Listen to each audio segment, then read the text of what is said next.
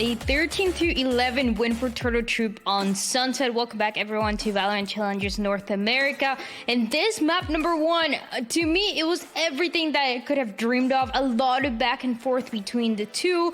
The fights that came down to the very end, to the retakes that we saw for Turtle Troop on that second half. And Uber keeping it very close. It was so momentum-based towards the beginning, though. Yeah, I think like we saw the lack of controllers hurt Turtle Troop quite a lot on their attacking half, right? They can't really fake anything. It's pretty hard for them to take map control without spending that precious utility. But once they hit sides, yeah, it looks pretty darn good. I see some combat this though by like playing to the extremities, like getting players down A long and just contacting them, right? That was something I think that was quite challenging for them to deal with. And when the operators started getting picked up, they are very powerful against these comps because quite often you're not seeing that util come out until there's a side hit. So the best that Turtle Troop could do is like shoulder peek angles and stuff and try and play around it. It was ugly. But on defense, this flash heavy composition looked incredible. You take no risks, you give up a site, and then you can explode onto it. I mean, Shift, I don't know what you think. I think that the perfect site take setup from TSM, right? They had everything. They even had a Viper's kit on the other side of the map, on a link rather. And they were so well set up in like a 5v4, and they still lost in the retake because of just the level of explosiveness that Turtle Troop had when they come back in. And it's not just the explosiveness, it's the unpredictability of when that's going to happen. Because throughout the entire second half, it started with Troop right off the get-go. Barriers dropped, Corey jumps in, finds 4. So TSM had to be weary of that now for the rest of the half. Couple rounds later, you see a bit of a hit right as soon as the execute's about to come out, and Troop don't allow TSM to get entry. And then most importantly, look at the post-plant difference. When in the post-plant is Troop going to hit it? Is it right as soon as the spike gets planted? Is it going to be a little bit later? Are they going to try to use the wingman to bait out TSM to have to take shots towards the spike? There's just so many different layers, so many different facades of when Troop is actually going to hit you that TSM could not quite figure out, in particular throughout those post-plant situations. 3 for 8 is very uncharacteristic for TSM, who is one of our better post-plant teams generally. Look at the first also kills. Look at the first kills. Yeah, 16-8 is Insane. ridiculous for a losing tally. 16-8 is unheard of, and it comes to from what you were saying, Uber, about it seems like it was very easy to go for the B hit. You get the spike planted, you're gonna play post plant, but that's when the trouble starts, because it seems like in a lot of these scenarios, yes, it can be risky, but it was a Turtle Troop that was allowing the site control and then going for the retake, as you guys were saying, very aggressive, very convincing. But in the process though, there was that one elimination that happened every time. I'm pretty sure the last 3 rounds that we saw for TSM were actually the fast hit, the fast attempt at least, and it all started, guess what, when we did was on the other side gets 3, and that's when everything starts snowballing for this side of Turtle Troop. It was a 4K for we did, a 3K after, and when it was a 10-11, and it just turning it around, and TSM trying to find an answer, Uber are not being able to do so at the end. Yeah, I mean, it's kind of crazy. Like Gimon gets like 6 kills in the second half. I don't know. It was, it was not like after absolutely ruining Turtle Troop for so much of their map. We did an adder both actually do a great job anchoring, because there are a couple of rounds where Turtle Troop say, well, let's leave a player on the site here and let's explode in around them. And there's a few situations where we did just like see Sim double satcheling in and just rips his head off without even thinking about it. The spray transfer as well while he was over on that B side. So just seek individual setups behind really elaborate retake strategies that leave TSM just completely dumbfounded. And it was the back and forth between the two. And if we remember, the way that this was starting was the opposite, right? Because it was 3 rounds for Turtle Troop after they get that pistol, and then 8 in a row for TSM. It did really seem like they were just going to get away with one of the most convincing wins we've seen so far. But again, it is building up to be the match that we expected, Shift, a match that is very close. And I think, to be fair, one of the reasons was one part we did, which we already mentioned, was incredible on the Omen, but also Corey stepping up on this race, going for the double satchel, avoiding somehow the showstopper coming for Sim, and Sim was trying to find an answer and he couldn't. I think the other part of it is it didn't really make a difference who dropped first in those first bloods, because Troop's compositional integrity doesn't falter. So if Corey decides to jump in, yeah, okay, you miss out on the paint shells and the boom bop. You've got a fragment, paranoia, everything from Gecko. There's just so many extra tools and availabilities that it allows Troop to play things like that, where we know Corey wants to get aggressive. And that was kind of the point in the pre-match where we're talking, like, we talked about the head-to-head potentially between Sim and Corey. Both are going to be playing very similar roles throughout the entirety of the series, but both are finally on squads that the supporting cast around them doesn't rely on them being the only guys to carry them through these series. And that came true here once again for Corey. He goes 20-18, 5-5 in first blood, first deaths, but the rest of the team was right there the whole way. So if he's going in and getting the info or controlling space, even if it's only for a 1-for-1, that's still fine if you're Troop, considering how much is still left in the tank for them to still burst with. Yeah, really, really cool map. Really, really cool map. No one on Turtle Troop has positive first kill, first death ratio. Like, none of them. That is, and in fact, the only one without a negative one is Corey, like you mentioned, at even. You know, and it seemed like, you know, it goes 11-21, okay, but he is like 8-5 first kill, first death. So, you know, I think he's really living up to sort of the story that he tells about his play. You know, I really want to see TSM be able to convert those first kills. If they're able to do that, this isn't nearly as close as it otherwise could have been. And it's going to depend so much on that second map as well of Lotus, because Shift, you were mentioning a little bit of how, for the most part, we expect Sim and Corey to play around the same agents. But for this one now, Uber, honestly, I don't know what's going to happen. We already saw the first compositional change come through for Turtle Troop on Sunset. They changed that deadlock that we were talking so much about. Now on the second map of Lotus, we've seen them play with this Neon, Corey on the Neon, and they've had a little bit of success. I don't think a convincing success, but enough to continue with this composition. But I also wouldn't be surprised if we see the race here. You know, I was pretty convinced actually by their win against Sad. Like, that was like quite a competitive series. And for me, like, B-Dog was really crucial with a lot of that breach util. It's, you know, it's a pretty big deal. And I think that honestly, you know, the Neon adds this ability just to rotate so quickly across the map here. Corey often finds himself, again, like in a similar position to Sim on that last map. Like, he can't double satchel into sights, right? But he was positive on first kill, first death. I think like 6-3 last time when they played Turtle Troop, right? So despite being at the bottom of the scoreboard, like generally very much doing his job, and gives you actually a heck of a lot of flexibility to cover more of the map than you otherwise would be able to. So I feel kind of fine about that. It's obviously different to like the Fade Ray setups we often see on this map, and a lot of teams like to go for the Gecko, which I personally really like, especially just with how impactful Thrash is at the moment. I hope they stick with it. I'm thinking maybe because they didn't pick this map, maybe they haven't revamped this comp necessarily, because I think TSM plays something way more standard. They do. Way more standard on Lotus. Yeah, this is one of those that, you know, I can see it from both sides of things. For Troop, they got foiled by Infiltrator on Winthrop. Everything else was going really well for them, except for like the 27 bomb whenever he dropped. That was an insane series from him. But TSM, pretty tried and true. They play a very, you know, Ascent-esque type composition. If I can remember right, obviously no KO, but everything else is pretty much what you see is what you get. I figured that's probably not going to change for TSM.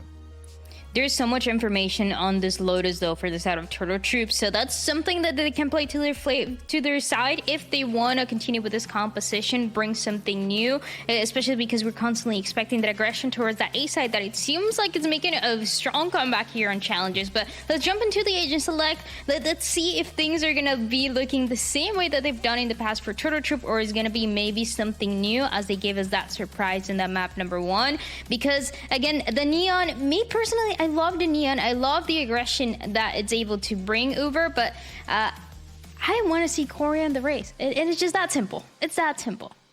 Yeah, I mean, he looked really good on it last time around. And again, we know the kind of plays that Rays can make towards the seaside, especially. It's really impactful. Oh my God. Another comp change here. And honestly, like, I love this because they keep the breach, right? Yeah, in this setup. I don't think the Neon is like a must-have here necessarily, but now you can play the Fade and Rays off of each other. Like, I love this setup. Obviously, it's Viperless, right? So double Initiator again for Turtle Troop here, which again does mean to some degree you have that explosiveness that lent on so heavily on Sunset. It's very exciting. It's very exciting to see this composition for me because, again, we saw Turtle Troop play this Lotus 13-11 against the Glazers. You see in week 2 against Winthrop University 11-13. Then you get that win, the most convincing one so far, 13-11 against SAT last week. But changing the composition, bringing this race, bringing something new makes it so exciting. So I can't wait to see. I do expect us to push to a map number 3, but Uber and Shift, I leave it to you guys to see how this shapes up. Map number 3 call coming out already. I like that. The way Turtle Troop looked on the previous map here. This is TSM's selection. Yep. Again, it's also a map where I don't know if they've necessarily looked the most stable at times as well. I mean, again, I'm not surprised to see them pick this for obvious reasons, Shift, but you know, their Lotus, they obviously lost to M80 and they've had a comfortable-ish win against Winthrop. So much still up in the air in this matchup as Turtle Troop would love to close it out with a 2-0. And I think the thing about it is I can understand the potential thought process for Troop on why you ditch the Neon and bring in the Rays. Outside of like when FaZe played this map last year, I just never really feel like Neon gets the most amount of value in just being able to kind of, you know, yeah, flex, sure, great, that's all fine and dandy, but in terms of like successful entry, if you're not hitting utility, it doesn't really feel like you're getting much else beyond it. So this kind of adds a layer of like kill potential is how I look at this for Corey, who the last handful of times he has played Neon on this map, he really hasn't been a factor in the kill feed. It's just all been about an extra level of separation with the fast lane. So I don't think you're missing out much by not having the Neon. And I think what the intention is, you're adding in Corey to be more of a threat here on the scoreboard with this Raise in hand. Look at this, though. No Viper lurk wall at A for Turtle Troop. They don't have that capacity. So they're actually just hard contacting along A behind the Cypher cam, which is kind of sick. Again, they can always like smoke stairs or whatever, sure, and play up in that direction, but they'll still have to deal with like the presence of Hobbit in close depths here. Stella's going to swing this one. I don't think we did really want a piece of that at all. It's going to be now over towards A. The spike, though, a little slower here. Has at least a smoke for Hobbit to get across. Oh, and Adder misses a chance right here through stairs. If he can collect one, that makes this TSM retake a little bit more one-dimensional, but now they've got stairs as an option. Paint shells up and over the top, gets Sim in towards pit, plus low health pulls around. A couple of trades, left. Sure, but numbers still favoring TSM, and they've delayed the plant. Demon's going to be here. I mean, no one ever checks this corner, do they? No one! Still going to be a trade at the very least. TSM, though, going to work. Turtle Troop down to a single individual at a paltry 21 points of health. And we did at this point realizes that a plant is probably not on the cards here. A Proto's going to catch his heel as he tries to round the corner. Yeah, decent idea, though. I think that's one of those situations that, simply put, Adder misses out on an opportunity. Not going to say that he, whiffed or anything of the nature. It's a tough gunfight, but you win that gunfight through stairs. TSM's retake becomes a lot more, I would say, malleable, just due to the fact that you just don't have the ability to use stairs, and that stairs position, if Troop were to hold it, also kind of takes away the knock through the wall at B connector. So decent stuff overall in terms of the opportunities that were built for Troop, just the conversion not fully there. And now we've got 2 Guardians, a Phantom, a Bulldog, and a Spectre out. A very formidable anti-eco here for TSM, and they're using that to take over a quick mound control here at C. Yeah, they swing past the fault line there, and Turtle Troop really expect that to be a vacated mound and no one playing from C main. Easy freebie for TSM. Only 7 here playing over towards that A side. So that turret just got removed. Once again, Turtle Troop are just hard contacting through this part of the map, using the defender's wall to their advantage. Yeah, and also you have the connector control, but what are you going to do with it? I mean, it's just one of those rounds that becomes very difficult to even think about where you get opportunities, let alone create them. Instead, even getting a little bit of extra through the wall. That will work for his third. And B-Dog, really not much of a chance here. Just a classic. And this is going to be a pretty much full bonus for TSM coming in round number 3. And it's a formidable one here, Mitch. Yeah, really comfortable shift. And the single controller here for TSM, you can see how it maybe doesn't give them for Turtle Troop, doesn't give them like a whole lot of flexibility to change things up on the fly there. They're kind of making use of the Viper's wall thrown up by TSM to get into Hobbit, but that is read pretty quickly. As of course, plenty of sound was made on their way over. Yeah. Still, we'll table that for now as we have a gun round here for Turtle Troop. We can actually see what their comp's capable of doing I feel like fighting for A-Long seems like a risky prospect with their setup. It really does. I think the thing about it would be you would have to throw a fault line like in towards stairs followed by a smoke, but then you're giving away a lot of tools that would be used towards C. I wouldn't be surprised if Troop just kind of give up on A. Play that same spy cam we saw from a couple of rounds ago and keep most of their focus on executing towards B and C, where they're going to get a lot more value out of this composition. Yeah, all Lana can do is imply a lurk with this cyber cage. Yeah. That's fine, though. If Turtle Troop's plan is depending on TSM serving them something up for free, they're barking up the wrong tree. Speaking of which, here comes the Trailblazer. Does not spot the player close C-Long, but of course, getting removed by Corey gives up the game. There's just so much apprehension here because the last thing Troop wants is to lose A main control. But Adder may just walk into a bit of a trap here. I mean, it's a double stack behind the box, plus a player on the close corner. Adder is, wow, does well. I mean, the first is fine, but the weapon's given up, but TTR are still slow. I mean, they haven't committed to either site yet, over towards the other side of the map, and really, Seven can just hang out. He just has to play in the back of the site and just check things with the guiding light as soon as he thinks there's a hit coming on the way.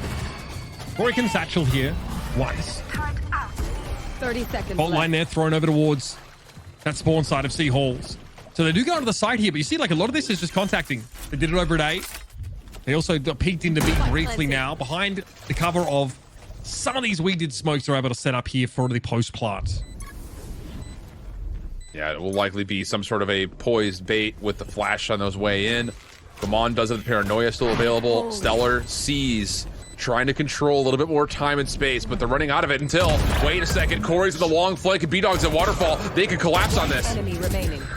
That Waterfall secured is so big there. That is massive. And now Proto just has to waltz on in here. Can't get much done at all. Great little adaptation there by B-Dog to take such a crucial part of the map, as TSM can really only sort of smoke their way into that C site behind that Paranoia setup. And Turtle Troop get themselves on the board, and I'm not surprised to see an operator picked up the first opportunity. Yeah, it's so true. And that's going to make this A-Long problem even more difficult to manage, because now all of a sudden it kind of takes away the ability for the spy cam, first of all, but Adder really can't check. So you're going to be missing information towards A and essentially just playing flank watch, you'd have to think, if you're Adder, which really kind of one-dimensionalizes this entire approach for Troop. Just comes down to if TSM can continue to find success controlling Mound, because if that's the case, I just don't know what you do if you're Troop. You cannot allow TSM to have this Mound control at the beginning of these barriers dropping. Yeah, Gimon really establishing himself there. Weeded wants to set up here, though. Maybe even explode through the door. Okay, I like that. Gimon's can tell that something is amiss and is able to TP back towards C main. But again, there'll be another opportunity to refresh that one-way here. Yep. He feels that Turtle Troop are adamant about this C play. And the quick rotation from Seven, he can delay because he's still got both guiding lights. The Trailblazers checking things out. He gets deleted, but they walk up. Not expecting that. Troop is still kind of hanging out towards mid pillars, and the first blood gets tallied, and now a follow-up as Stellar opens up C. Guamon gets caught trying to cherry pick. All right, well, Turtle Troop just cut noise apparently and start to scale up their map control here. There is two players, though, at Waterfall. It could be a problem. Seven able to flash himself in, but it doesn't catch Stellar. Second guiding light, no good. Seven's going to find it. Spike, not down as of yet, was recovered by Corey, brought back, and now a Proto steps ahead of the paint shells here. Gets a bit of action, the satchel pops, see him in a position to take some contact, but it's going to come a lot closer than he'd otherwise like. And we need to set up to receive the operator player. Some very weird rounds here. Yeah, I'll say. I think the thing is, though, Mitch, like we kind of talked about, there's just not an option towards A. So Troop just kind of has to hope that they can kind of stretch the defense maybe towards B and C and then kill noise, maybe create a little bit of doubt and keep TSM kind of on their toes, moving back and forth between the middle of the map and over towards A. But I think the longer that TSM see this, the more they're going to be like, well, okay, we're good. And now all of a sudden on pistols, this is how Troop will move, saying, okay, they've got nothing but sheriffs. This is where we can make an A play happen and make this defense think about other stuff. Opening exchange, not bad. Sim still has more in the way. Showstoppers out, catches in midair, and now TSM can collect weapons. Two of them, in fact. Two guns secured here by this play down. A-Long by TSM.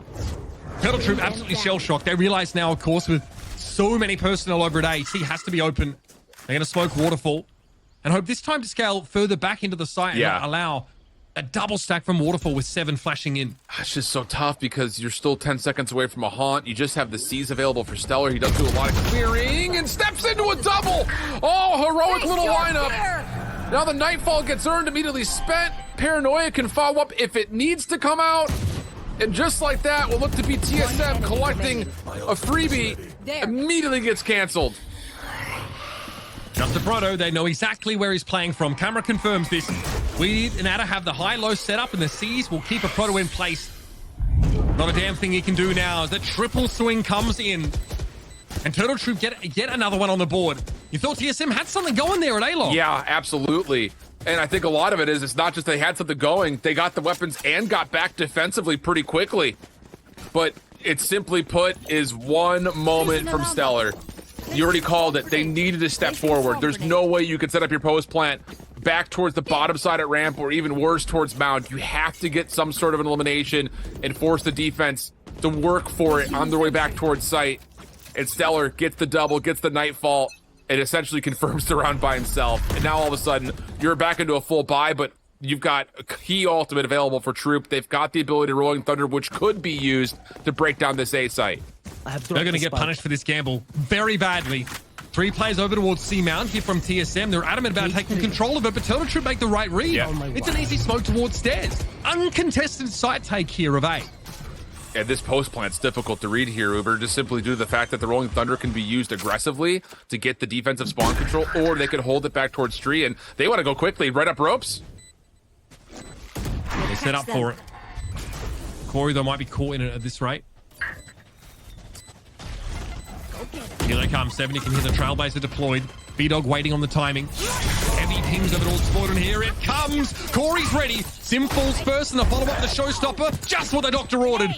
Well, if the doctor is more interested in taking lives, then never mind. I mean, Corey now able to hold here behind that dark cover. 7 doesn't even want to peek in from Spawn. It's over for TSM. Now, that's freaking beautiful. What a good setup from Drew. 7 able to collect 1, but again, it's one of those things, we talk about it a lot, that Troop was showing us that they very well may be our most aggressive team, at least in Group B. And they're continuing to hammer the point home. I feel like a lot of teams, whether they come through qualifiers or those that are in the group stage now, would just say, we've got Rolling Thunder, wait for the retake to come, we'll pop it to kind of use the clock as a way to establish some post-plant control, but instead, they get aggressive. Wait to hear the footsteps, let the big fella eat, hands up. Rolling Thunder collects, and the showstopper puts it away. I mean, TSM knew they were walking into it. They knew it. There. But that's what they get for gambling so heavily on that mound control. Now, they gamble a bit towards the A-Log. So again, leaving B open. Sim absolutely dominated. Didn't know what hit him. Ankle's broken. He's going to feel that on a cold day when the wind blows. I'll tell you that much. I know exactly where. Oh? I see by 7. I mean, that is to find that one through the wall. But here we go. Turtle Troop unperturbed. Still with a 4 versus 4. They're going for it. 7. Overwhelmed. Yeah, and there's the aggression immediately through the dark cover. Corey's feeling it. 4 in a row. Looking for the ace. It just goes and passes from one hot hand to the other. Not enough ammunition for all 5, but Adder still tallies a clean one for Troop, now up 5-2.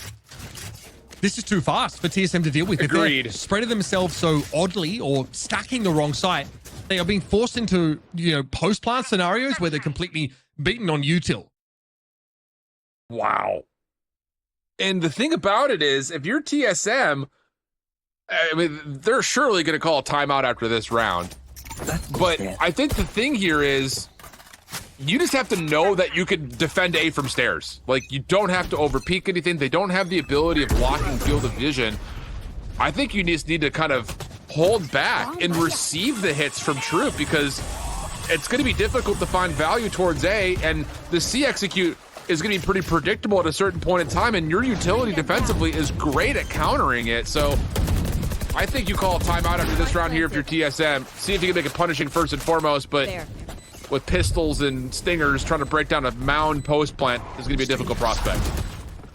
Yeah, I mean, Turtle Troop didn't have enough time to scale into the back of C anyway. Also took no waterfall control here, just because it's obviously vulnerable to 2 angles. Flashpoint there is beautiful. Weeded plays off of it. Guiding light. Weeded rips their heads off.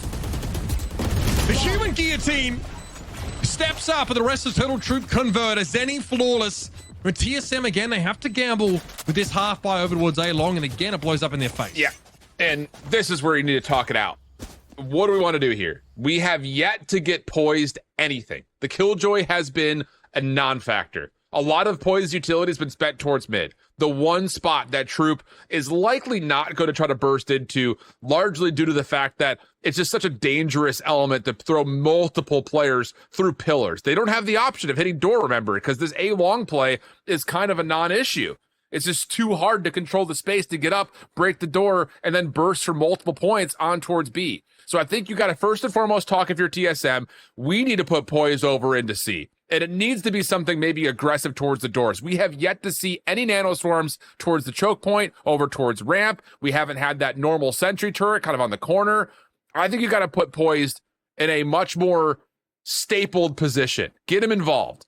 And then on the flip side of things, do they trust TSM that they can just keep Proto behind his wall as the sole defender at A, and then you can flex Commander on the map to be a little bit more valuable like he was in map number 1? Oh, buddy. Where have I seen this one before? Turtle Troop, 6 rounds in a row. And we were kind of pretty questionable about the composition, right? Oh, it's really weak to Operas holding an angle. Oh, I mean, they have only one controller. How do they get around the map undetected? They don't. They just commit. They just commit. Played off with it beautifully. On the previous map shift, TSM were able to stop them as they're hitting the site, but half the time, Turtle Troop aren't even hitting a man's site. And this is Gabon just on an island trying to bullet hose people. He at least gets one. The defense gets here. I mean, this is being held. This is what we talked about. That A long play is just not a guarantee in any form. So it's an expensive round here for TSM. They have to spend the Viper's pick towards C, but ultimately the Odin works out nicely. They don't get it collected back, but hey, that one works out well. And surely Troop try their efforts over towards C this round. Surely. Have to think they do. Yeah, that looks like it might be on the cards here. And I mentioned you're right about poise. I guess poise, they're just not hitting any of the sites that feature this Killjoy utility. Joke's on them because poise can barely afford it. This particular round, so that will be set up again at B. I mean, you have to have someone there, right? It's just pretty oppressive if you let that one open. Okay, they actually adjust the fault line there slightly towards the right from the attacker's perspective. Catches Simba, the one-way shuts them down yet again, and they can't get around the one-way because of the bloody snake bite. Yeah, exactly. And this is another good idea for TSM is, hey, you know, again, trust that the A-long setup is going to be fine. You have an alarm bot through stairs, so you know that you can at least for sure retake around the back of the site, but you kind of stack the box. But again, this is kind of what we talked about from a couple of rounds previously. Troop just don't show anything. They don't create any noise. And now TSM have kind of self-inflicted a stretch of this defense because they're not really guaranteeing or comfortable in this A-long setup. Still, it just holds the angle here. Meanwhile, okay, Turtle Troop are trying to imply a bit more of a presence there. Because Turtle Troop want to commit, they are going to clear mound, though, fairly diligently. Nothing to be seen here, though. They're going to spam that box. This girl's Sim and poised out of waterfall now onto the C side. So enough early warning here for TSM. Yeah, Paranoia showstopper combo should be coming in, although Paranoia actually connects onto Corey, so he blindly fires, literally. Doesn't connect really into much of anything, and that's enough for TSM to hold their ground. The trades are coming out. Proto, the corner by himself, gets the 1 for 2. Adder now, the last one left alive. Spike down, not a lot of time. And he's stuck. 10 seconds left. Literally between the rock and the hard place. Solid defensive hold from TSM. The timing from a Proto was great. You know, he gives it a beat a couple of seconds before he swings there, just at the bottom of that C site, and catches him out perfectly. Finding 2 there is exactly what TSM needed from him midway through that nasty little site hit. And now, if TSM gambling correctly, they can at least play off the lockdown, right? There's the ability to come back in and have a fighting chance to pressure these sites down and force Turtle Troop to spend whatever util remains on a retake. I'm still just really surprised at how much they're committing. Poised is set up to be exclusively on B. Okay, here we go. Finally, we got some nanoswarms and a sentry turret placed forward at C. But it has been a bit peculiar. We just haven't really seen that all that often. More often than not, the KJ will just kind of keep their set up largely towards C, maybe an alarm bot used over towards B, or a lingering nano swarm, but this time TSM will kind of afford a couple of that defensive utility spend towards C. Most of it going to be deleted here, and the showstopper defensively pushing does connect, but not for the full kill. We did barely alive. Yeah, but he is staggering around the map now. And again, like Turtle Shoot, what do? They try and rattle the cage a little bit over at C. This can happen to their composition, right? They are playing from their spawn and can't really scale into any further parts of the map without fighting for it. And that's why TSM make the clever decision. Like, let's play up here. Let's get a crossfire on A long and force them to show their hand to get this part of the map. A lot of feeling out, though. The longer this takes, the more I think nervy Troop are going to be about what they're commit to. This is going to be a B hit for one of the first times we've seen it, and TSM will back off, default to playing for retake. Again, they've got that Killjoy ult, so no need to spend any bodies early. Yeah, pretty good site to have that one set up for here. That'll be thrown down just in this corner from Poise, but he'll have to defend it. Sim with a boom bot at least. Here comes the lockdown. So Poise now going to just set up around this one. Look at the wide wrap here coming from We Did. He actually might get a timing on a Proto. That would be big. With the lockdown, though, will come into play. He won't be able to dive into it. And then he needs to hope he has enough time to have an impact now. He and Corey are working from completely opposite angles. There's a defuse happening. And there it is. The lockdown gives TSM all the room they need for the defuse. I love it. This is such a good adjustment from TSM. I mean, off the timeout from a couple rounds previous, they hit that early aggression through C-Mount. They back off of it, still kind of second-guessing the A-long hit, but it does feel like over the last 3 rounds, TSM are very aware that there's just not a lot that Turtle Troop can do to lurk their way up to A. They have to telegraph it in some form. So you've got like a little bit of an extra stack towards mid. You can rotate through the hole at B connector. And yeah, you've got Poise now establishing control from the front side at C with a little bit of early forward pressure, paranoia, paint shells, and a teleport. TSM just not allowing them to get over towards A. Huge first, and the Rolling Thunder going to be delayed long enough. Sim should be able to shake this off. Ooh, the aftershock's a big problem, though. Can he get away? Yes, takes a little bit of damage, but that's fine. Wow. Nightfall comes in, Sim's able to step ahead of it, though. There's a lot of action inside tree. Boombot doesn't get a whole lot of info. The flash was there, though, when Turtle Troop were trying to back away, but Sim found the timing just as the door was closed. Adderlow's able to hold his ground. Guiding light, flash on 3. 7 with 3. Absolutely immaculate spray transfer and a well-deserved round for TSM to round out the half. I mean, that is just as sexy as a defense gets. You delay long enough to stay alive through the Rolling Thunder, and then you back up far enough to make the Nightfall a non-factor. And that's what we were kind of trying to lay out. There is no better visual explanation of it. Troop with 2 absolutely map-clearing ults can still not control A with it. Yeah, because they have to throw them from the top of A-Log. Absolutely. They can't even get close. Absolutely. And then all it takes is Proto saying, all right, walls up, stay behind it. They just can't clear it fast enough. And it did really feel like in those last handful of rounds, TSM started to become aware that they had major advantages over on that A defensive side, and Troop just forcing it, not working out. We're into 6-6. I like this. Again, trying to catch them off. Fault line play here out of tree and then capitalize on a pistol round could be absolutely devastating. Lying in wait. Corey and Weeded now springing forward. Same corner there for Weeded. Come on. Running afoul of each other once more. B-Dog also commits now and leaves Sim all on his own. Spike loose. Takes a glancing blow from Stellar as he crosses insult. 2 injury added. And off we go, Sim, to try and make something of it. Don't rule him out. I'm just going to put that out there. Sim with a ghost could provide everything you need. Problem is, Trapwire will expose this play. There's also a spy cam towards C just to confirm that this is indeed not a full wrap, but he's setting the spike up in such a good spot. Satchel charge can delay. Paint shells can find value from this spot. A lot of opportunity here for the 1v2. In towards spawn, Sim checks now as Cleverly Turtle Troop just play together as a unit here. You need to be very careful of this util, like you mentioned, Shift, that could split them up.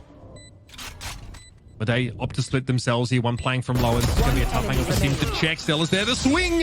Adder's able to find him. And that's the foot the Turtle Troop want to start on here after TSM clawed back so many of those rounds.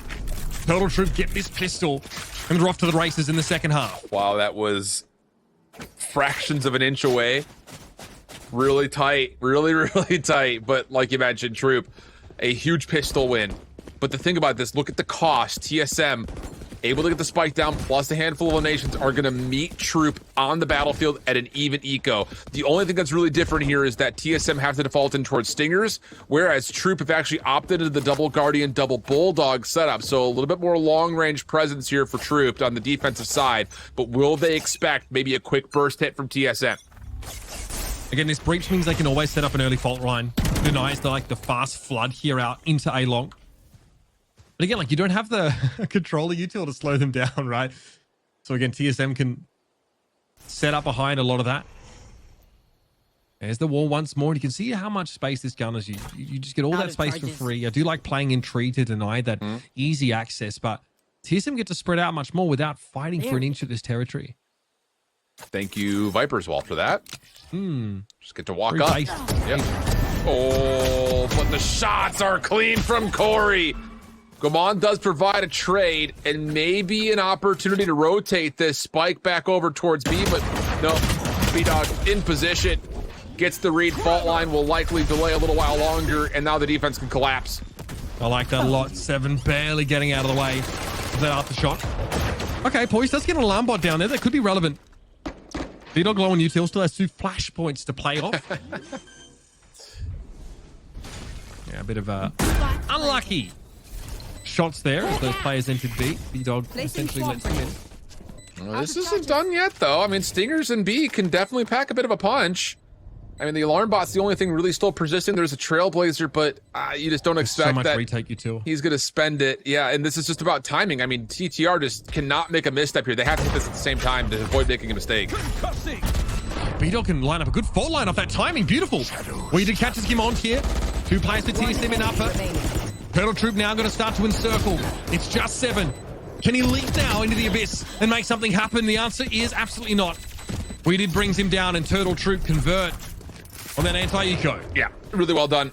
And again, the only thing that would have foiled that is if Troop took a bit of a mistiming and misstep somewhere and gave away something. But clean stuff, good discipline, lots of patience. So now all of a sudden, the eco gets flipped on its head, where Troop have a bonus essentially versus shares, which is not to be slept on, but it is still significant because this essentially puts them in commanding control of the economic diversity. And on top of that, if they win this round, they're going to have pockets deep enough to send money to Switzerland. So this is a critical one for TSM going into shares to try to find at least a couple of repurchases. Gamon. Yikes. Oh, buddy. Beautiful. Corey reads that. Gamon caught in the corner, hoping to be able to counteract some sort of defensive push up on the one-way. Hey, this is so tough to push through with just sheriffs. And you could see Trooper saying, same issues they had on offense, they're understanding the vulnerabilities of their defensive capabilities here at A. At the moment, playing for retake. We'll see if that changes later down the road when more normal weapons are being sped, but you can definitely see the investment of the numbers stacking towards the left side of the minimap. Spike planted. They'll back it on up here. That will be enforced by the snakebite. All of Turtle Troop, though, are grouped up here. Superior weapon, yes, the range doesn't favor them. The flash was good, though. Can the judge get involved? No, apparently the jury and executioner got to him first. Fair enough. Boys now back behind that spike site. Turtle Troop stacking them up there. As TSM are forced into another weaker buy. That's 3 in a row for the defenders. And I'm seeing a repeat of Sunset happening before my eyes. Yeah, there's definitely some similar elements of it for sure. You know, and again, a nice little tip at the cap. TSM give themselves a fighting chance. It's a good pop flash up top at Rope, but again, the weapons are just too insignificant. And now Troop, because of how clean that is, they're actually going to use round 4 of the half as their bonus, where you've got 3 Guardians, a Bulldog, and a Judge, all with formidable armor. The Showstopper available on top of that makes this still a very deadly round 16, and TSM need to try to pull something out here from Troop. If they can find an opening first blood, some good map control, force this defense to split up a touch, maybe put some more focus towards A, that would put maybe some cards in their deck here, as TSM have had a little bit of a difficult time making their way onto site. Here's the door opening, and the Showstopper to follow it. Curtain came down on that show quickly enough, but it's a trade. The defenders there with a bit of a pop. That's what we're going to see a lot of by Turtle Troop, and I like how it interrupts the tempo here for TSM as they look to set up. Still only a 1-for-1. You take the Sky util out of the picture. Not too shabby. Yeah, absolutely. I think that's actually worth if we talk about it. And that's the value, talking back about Corey not playing the Neon and playing onto the Rays. The ability to add a little bit of extra kill presence, not just because of the showstopper, because of the ability for him to deny space with some damaging utility. And like you mentioned, you take one of the initiators out of the picture here, and this becomes very difficult for TSM, especially towards A, where they're just really using this Viper's Wall. But this is all fake. And the thing about it is, Trooper saying, take A, we'll just play retake if you commit to it. We don't care about it. It's so funny, man. It's so funny how just like one less controller, one more initiator just changes the way you approach the game entirely. Yeah. Turtle Troop don't care. Left. And this may as well be one giant share house as far as they're concerned. All right. As long as you don't take the food from the fridge label with their name, Yeah, they true. don't care. Yeah. The only issue here, though, is that TSM do have the showstopper available to try to reinforce this post plant.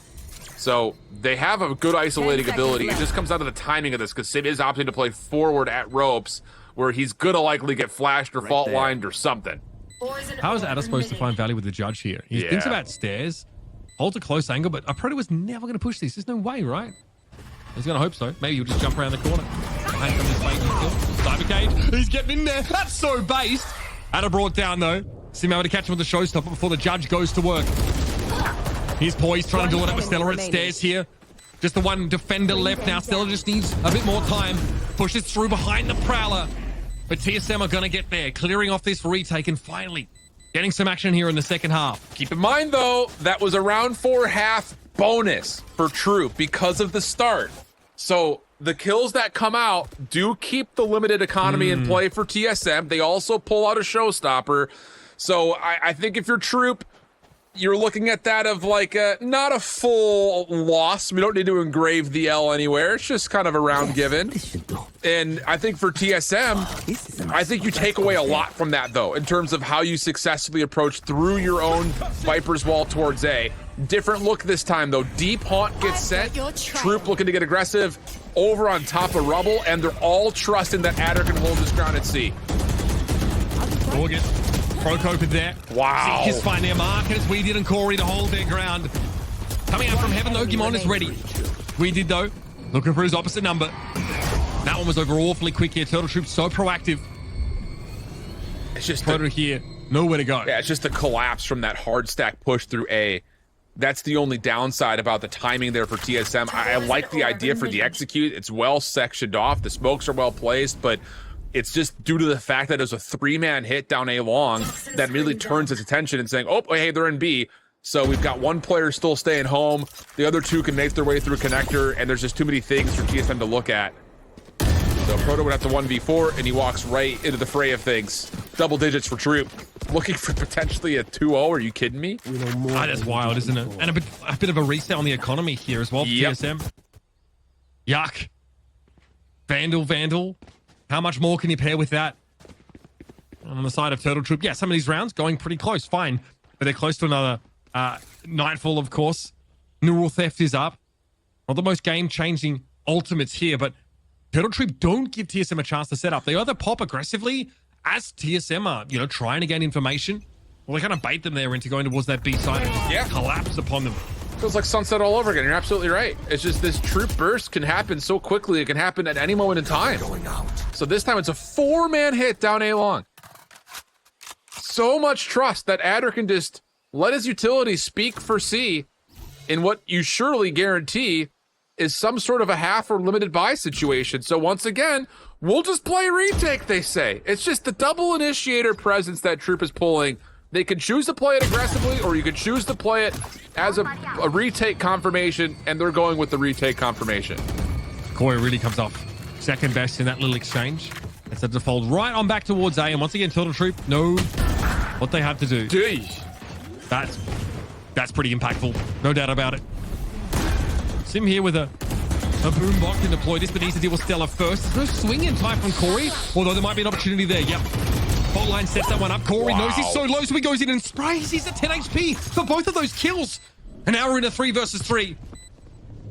Weedy does have that ultimate up, but from this position, you better off triple stack it and trying to use Corey as a meat shield. Goes a little early, but B-Dog's able to trade at the very least here. Last player standing. Stepping up One close. enemy It's all remaining. up to Sim. And oh my goodness, Turtle Troop have done it again. They stack a site because they can afford to. They will play retake. And hey, even better if you push the stacked site they're sat on. They'll win there as well.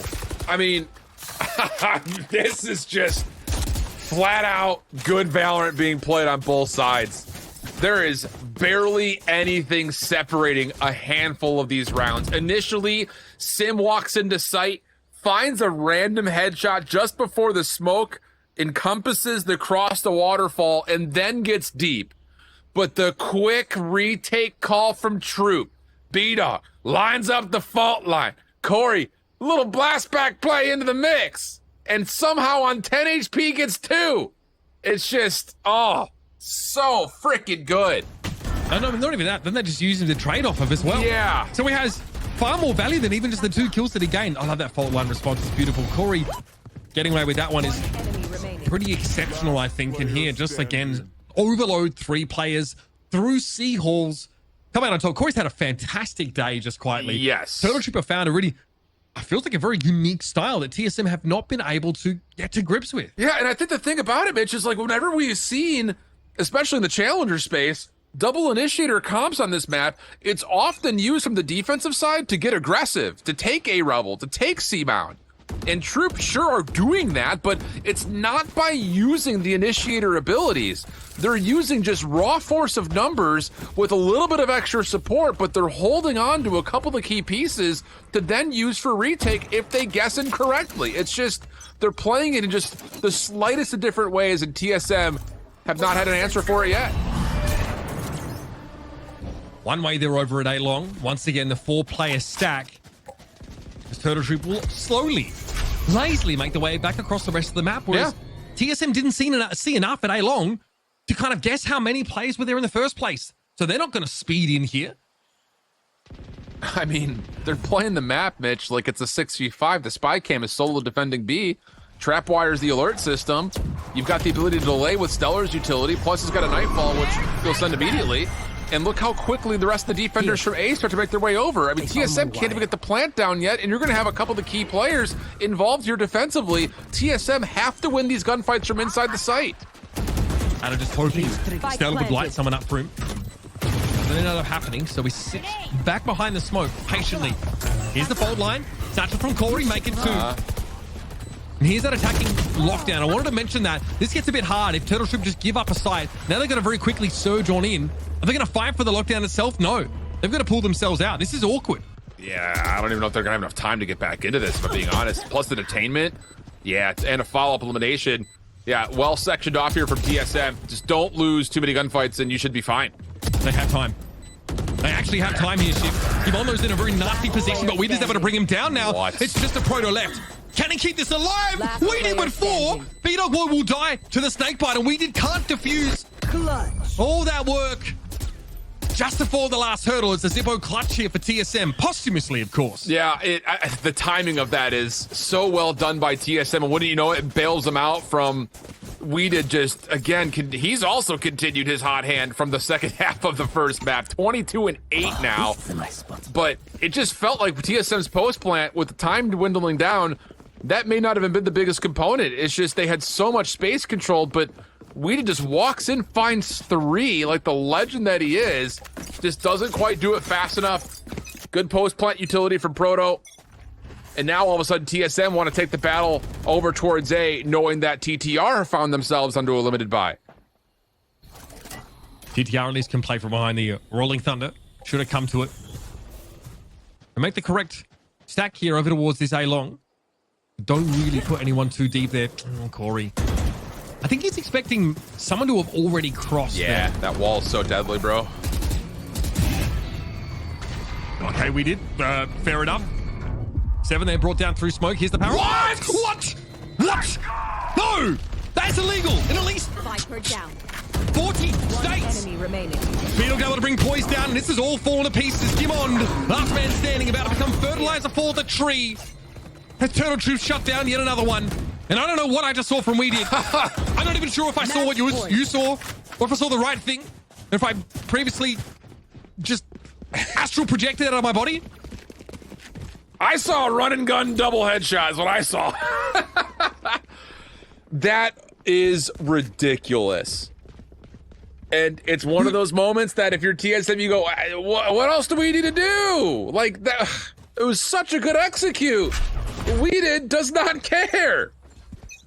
That is unreal. I mean, the first kill right through the smoke is understandable, but the second fully paranoid, just running, it's egregious. Oh my goodness, Match Boy coming up here for Turtle Troop, and now TSM are on the weak buy. Don't be lost for words, but that one was a humdinger. And the prediction call here from Troop, not just off the call for the showstopper, but the setup in the first place. I mean, holy hand grenades. What has been these two maps of Valorant? Holy smokes. TSM still have a little bit of a lifeline here. They have to ISO Stellar, not necessarily for the elimination, but at least get him out of the sight. And then you do have a Bucky, and 2 Stingers, and a Viper's Pit. So there is opportunity for TSM to still hold this, but it's going to be hard, to say it plainly. Nicely done, B-Dog. Takes a step back, catches Sim as he rounds the corner. Here's the plant at the very least now. You've got 2 Stingers and a Bucky in the post plant. Weeded with the TP now, getting back towards the top side of B, and as the Viper's Pit deployed. You have a bit to work with here. Flashpoint, Corey get a satchel away from it. Hoping to spray Poise down at some point here. The 7 gets caught inside. The Pit comes down. Poise to be the last one to fall. And Turtle Troop have done it. Once again, with a double initiator composition. They overcome TSM on 2 straight maps. Holy cow. I mean, that is a statement. Absolute statement. To think that this game was at 8-4 in the first half of the first map to TSM.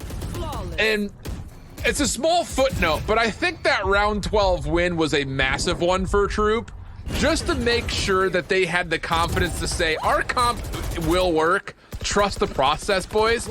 And then here on this second map, like you mentioned, the double initiator comp is just the first part of it. It's another one of those moments that we could kind of summarize this series in. When is Troop going to hit? You just don't know.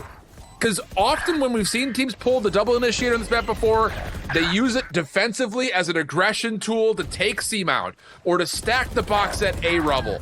But this time, it's sometimes that, sometimes this, other times they're playing for full-on retake. It just keeps TSM guessing on when the action's actually going to unfold. And that felt like the difference maker largely throughout the entirety of the series, not just in this map. It was absolutely ridiculous. You're dead right. I mean, there's so much freedom in not having to stack every side appropriately, right? Not having to like read your opponent. You know, just like setting up and saying, hey, if they push A, we win the round on the spot. If they don't go A, we have to play a post plant, but our odds of winning the round are actually just as good as if we were playing like a double controller, normal composition there. That's a really good look, and this is kind of hard to play around. You did see some awkwardness though on the attacking side, like trying to go towards A long. It's like, all right, well, I'm just gonna stand here and hope they like swing a corner. Let's have like 2 players watch the same corner. Let's play contact here, inching over towards that sort of, C mount. And a lot of the most interesting exchanges that happened, I think, in the early stages were like the defensive play from TSM to try and get over towards C mount. But crazy stuff. I mean, Dryad, I've got to get you to weigh on this one because I know a couple people actually predicted Turtle Troop to win this. I'm not one of them. That was me. Yeah. I was one of those 2 people. I'm feeling pretty good about my prediction, honestly. And I said at the beginning, this series could have gone either way because of how close these 2 teams are. But I think when it came down to closing out those crucial, big, important rounds, it was Turtle Troop on top. And honestly, I saw a world where TSM was looking really good. It was, I believe, 6 rounds in a row going for Turtle Troop on the first half. Bro. That already says enough, but I see a tactical pause for TSM. They start winning rounds. I think this seems like it's going to be a close series, but it was just domination for Turtle Troop. The aggression for this team was insane, even when it seems like they were leaving a lot of sides for retake more than you would want to. It was just such a clean retake, and I want to say props to Weeded because he was insane on those retakes. He was insane over. At this point, just go and find the defending team and kill them before planting. Seriously, you're better off. You're actually better off at just ignoring the bomb planting aspect of tactical shooters and just playing TDM. That is actually insane. You know what's kind of crazy as well is that, like, I guess Lotus is the kind of map where, let's say you take like A side, good example, scaling off of A side, like into defender territory is really risky, right? You do it over towards spawn, it's really open sight lines. You try and take stairs, maybe you can like double face stairs or whatever. This is the kind of map where you kind of have to sit in the site and play retake from there. You play back in tree, you'll play on A side. And I mean, B is of course no better. Like trying to do that is no one can trade you if you scale off the site on your own. So I think this is the kind of map where this like heavy retake composition plays really well into. And I would also say Sunset has similar aspects to it, right? But I think nothing is more telling to me than 2 out of 7 post plants. I mean, one like that is just so bonkers, man. And another map that TSM comes out having won more of the first bloods than Troop, 11-10. And it just doesn't make a difference because that's the, you know, and I remember we're having this conversation maybe in week 2 where it's like, TTR are not using Corey as your traditional go in first, get your frags type duelist. It is part of a system in which he can burst late, he can burst early. You just don't know when he's going to be a part of the picture. And yeah, 4v5 retakes end up working out fine because there are so many other players, agent-wise, composition-wise, and obviously skill-wise, that can just jump in and it doesn't hinder this double initiator burst. You can still find success even with limited numbers because often it would be a quick push through where, yeah, maybe they get first blooded, but Troop, because of the utility, lose the first kill, but win the next 2 trades and are still finding themselves on top of the numbers game. It's just not often I think we've seen a series where it's an 0-2 loss where the team that lost both maps won the first bloods by a pretty convincing margin. This was a crazy series, unreal. It was really good. It was a really good series. And again, I know you mentioned Corey a lot, and props to him because he changes. He goes from the neon on this map to the rays and does really well in that kill department. But also, again, we did was just insane because okay, it's a retake. Sometimes let's say it's a 5v5 or 4v5.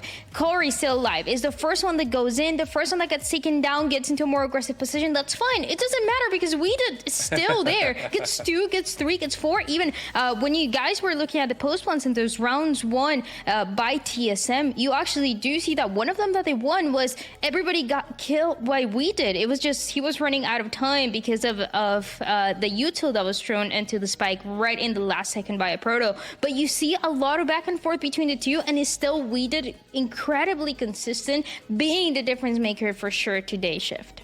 I mean, flat out, sometimes someone's just on a heater. There were a couple of options for us here today, but I mean, some silly stuff from Weeded for sure. And that is, again, a major contributor to a lot of those out trading opening first blood engagements that comes through. Most of it happening on, again, the premise and pretense that it's TTR who are starting those engagements. So even if they're not winning the first fights, the follow-ups are still on their terms, and it worked out really, really well for them on both sides of the spike, on both maps. What a series. What a series. It was a very exciting one between Turtle Troop and TSM. As Turtle Troop, they take that win. It seems like it was 3 maps, but no, it was only 2-0 how they take that win. We're going to throw it to a series highlight so you guys can take a look at everything that happened. And when we come back, we have an interview with one of the players.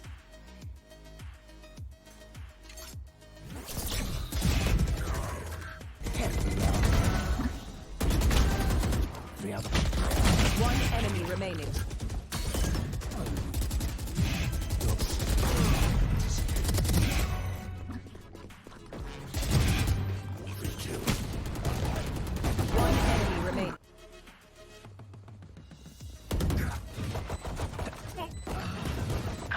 One enemy remaining.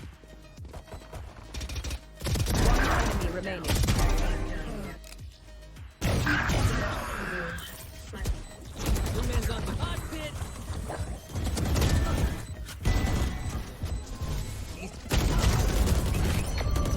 Last player standing. Long.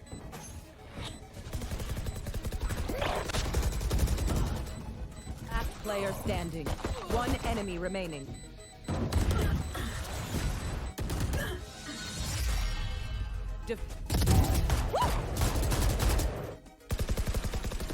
One enemy remains. 30 seconds left. Last. Goodbye. My grenade. Sky. One enemy remaining.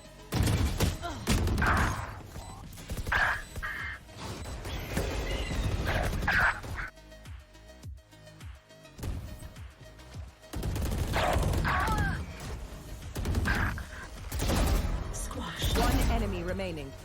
10 seconds left. One enemy remaining.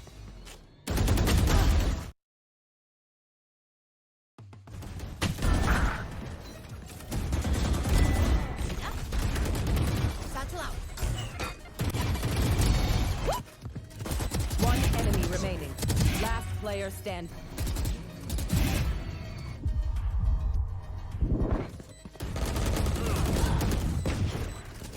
Flawless. Welcome back, everyone. And as promised, we have an interview with one of the star players of today, Corey. That was a really good match by you guys, Charter Troop against TSM. We didn't know the way that it was going to go. Predictions were kind of here and there, especially with the way that the map pool was going. But you guys change compositions. You bring us new things. And that's the first question that I have for you. That first composition that we saw on Sunset, it changes. We don't see the deadlock anymore. But last week, when I was interviewing you guys were saying, oh, the deadlock's good, we're looking good, it's winning scrims, and yet you decided to change it for that Sentinels composition. So tell me, what's the reasoning behind it? Well, you know, sometimes when you scrim and you win scrims and it looks good, it doesn't go as planned in matches sometimes. I mean, the matches that we played on Sunset were pretty close, but obviously if we're just going to lose both maps on Sunset, we were going to feel like we got to make some type of change. And we got the players do that, so we're more than comfortable to play standard comps or funny comps, as some would say. I mean, and it works in that map number 1. What about this map number 2? I was very excited. I was like, I have a feeling that Corey is going to play the race again. And we've seen the Neon quite a lot. It's been kind of mixed results, right, for this Neon, but the Raze has always been the one agent that every time we see you, we know you're gonna get those multi kills. We know you're gonna get the opening kill. So is it also the same reasoning as to why you changed the composition for map 2?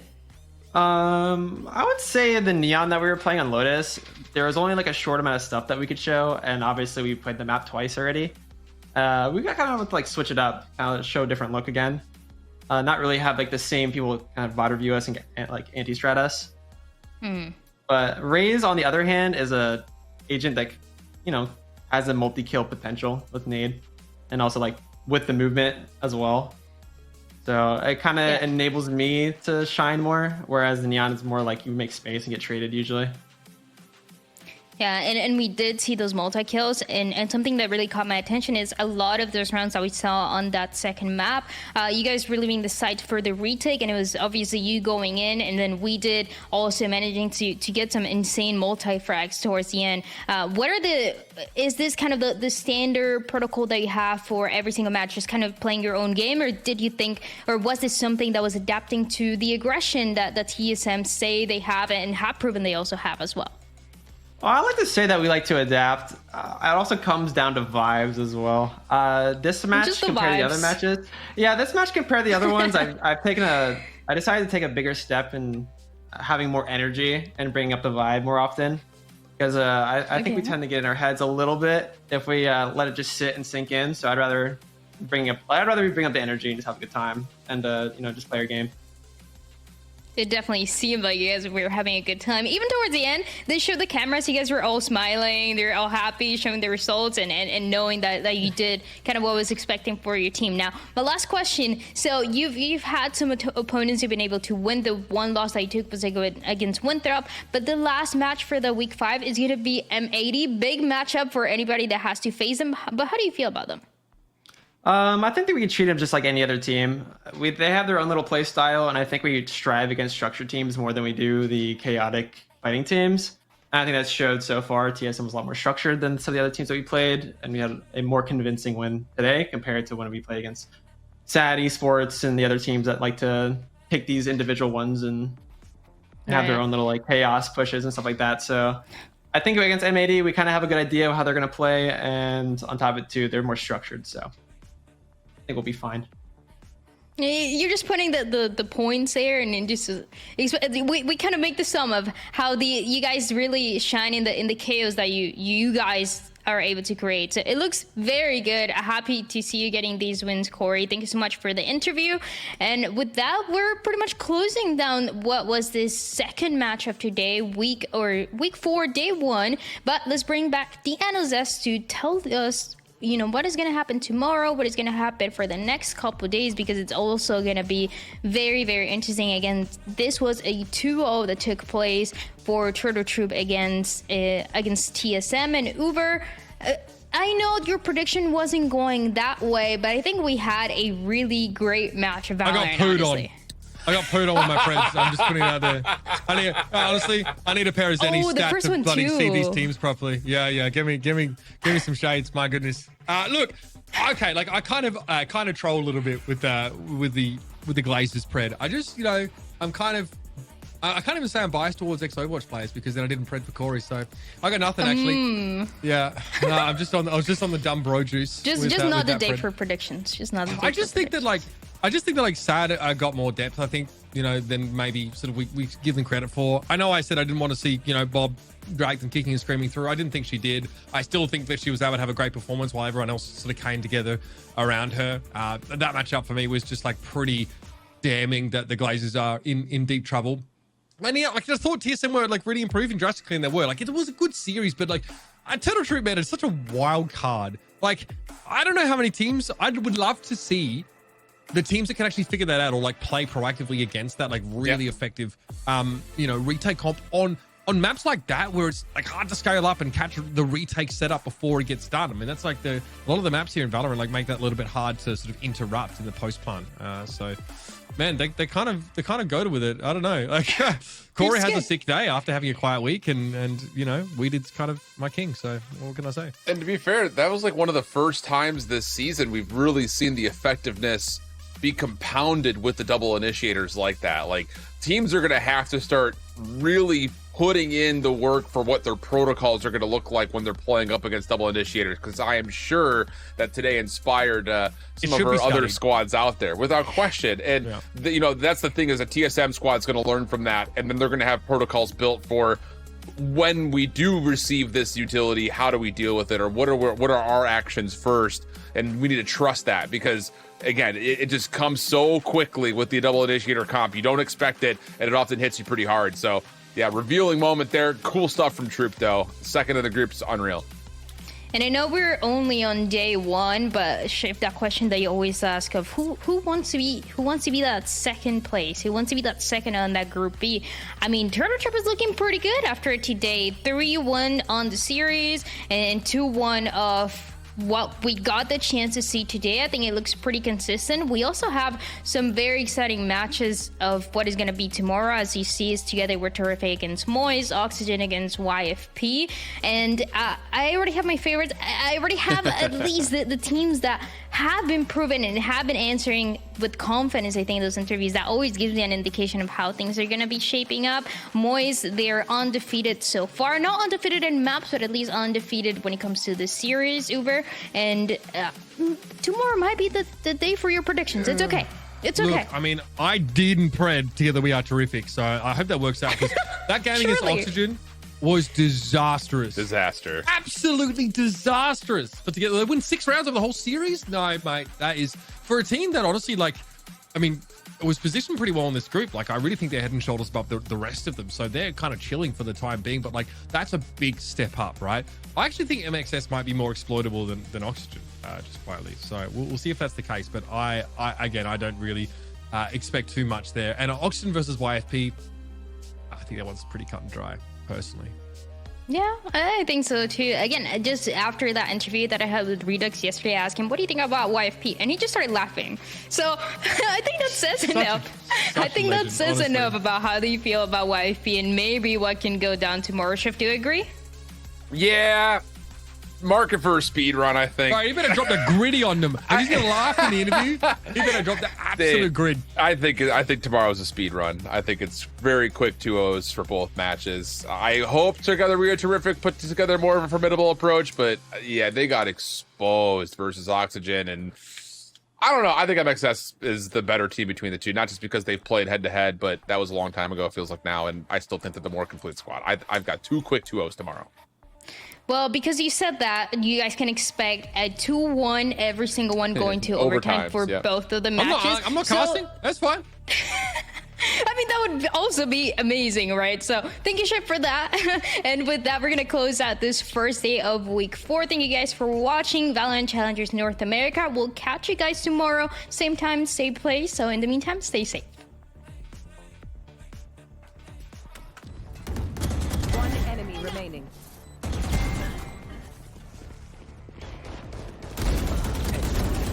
Yes. 10 seconds left. One. Spike down mid.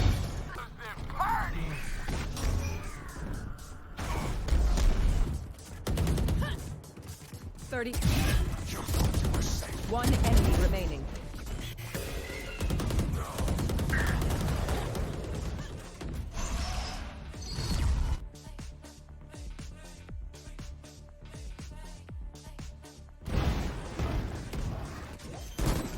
One enemy remaining. Standing. One enemy remaining.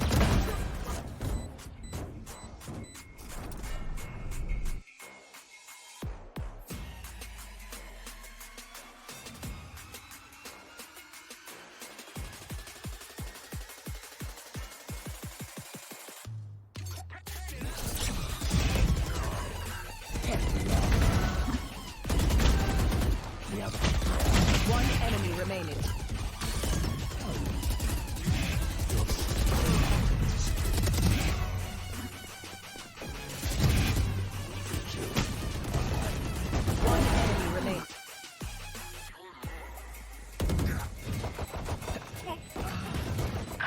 One enemy remaining. One enemy remaining.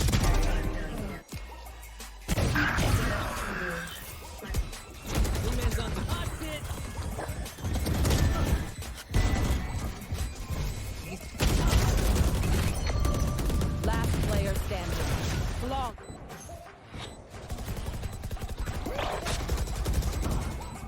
Last player standing. One enemy remaining.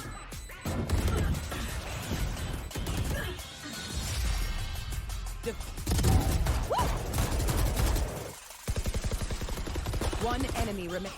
30 seconds left. Last. Goodbye. My guys. One enemy remaining.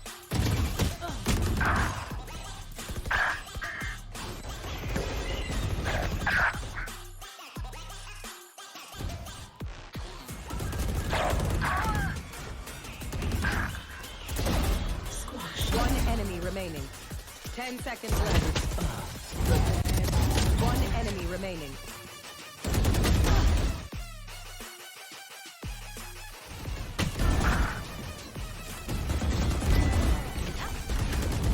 Battle out. One enemy remaining. Last player standing.